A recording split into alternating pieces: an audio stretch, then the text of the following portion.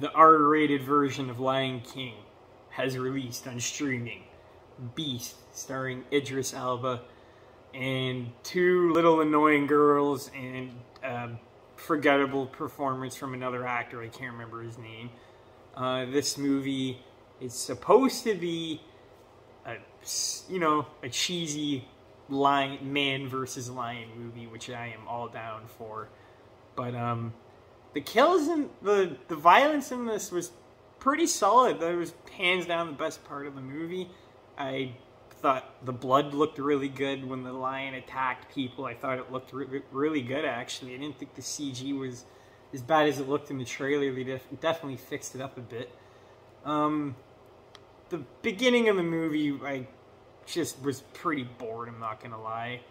And until when the lion hits, it's entertaining.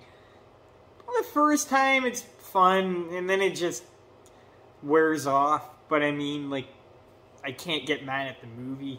I know that's the movie it wants to be. But me, myself, I just got bored of the whole man versus lion thing after a while. Even though this movie's not long, it did drag for me. But it's not long at all. It's only an hour and a half, which is a good runtime. It doesn't feel like it's overstaying its welcome, other than me wanting to shut it off. But I didn't. And Idris Elba's acting is pretty good for the most part. Sometimes it just doesn't feel like he's fully invested in the role like he was in Suicide Squad and the other movies he's in. But for the most part, his acting was pretty good. If he wasn't in this, I mean, I wouldn't have watched it. It's the only reason I watched it. He's the only memorable actor that's in this. There is definitely a couple of badass moments, but let me say, the way this movie ends is fucking stupid, and the third act fight with the lion is pretty cool, and then it gets to the point where it's just really, I'm not going to spoil anything, but, in my opinion, I was just really? That's how he gets the lion off of his ass? Really? I don't know. It was a good time killer movie. Definitely not going to watch it again. I would recommend it to a few friends that I think would like this movie. But, like I said, they just kind of want you to care about the family and all that. And that's right at the beginning of the movie. But you don't actually really spend time with the wife and the kids and the husband, the whole family as a whole. Instead, you get them split up and then complaining about stuff that happened off screen. Stuff that we didn't see, which I don't mind sometimes, but in a movie like this, I'd rather just have the beginning of the family and then they split up and go about their ways. But you just gotta hear about it and hear about it from the daughters, and they don't stop bitching about it, and it gets fucking annoying.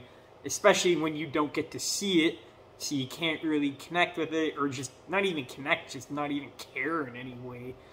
But yeah, that's basically the review. There's nothing else much to say. I'm happy I waited for this to come on streaming and not go to the movie theaters and waste my money, because I probably would have not had too much of a good time, but watching it at home in my own comfort zone, it was pretty relaxing to watch. But if I went to the movies, I just would have been mad that I went out to the movies and spent that money, because that's, it's not cheap to go to the movies these days.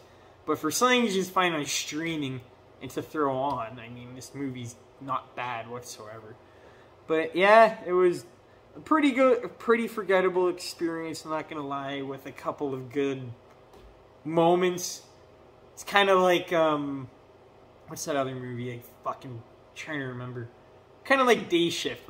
Day Shift had a really stupid fucking story, but it did have some memorable moments. I like that movie, though, a lot fucking better than this.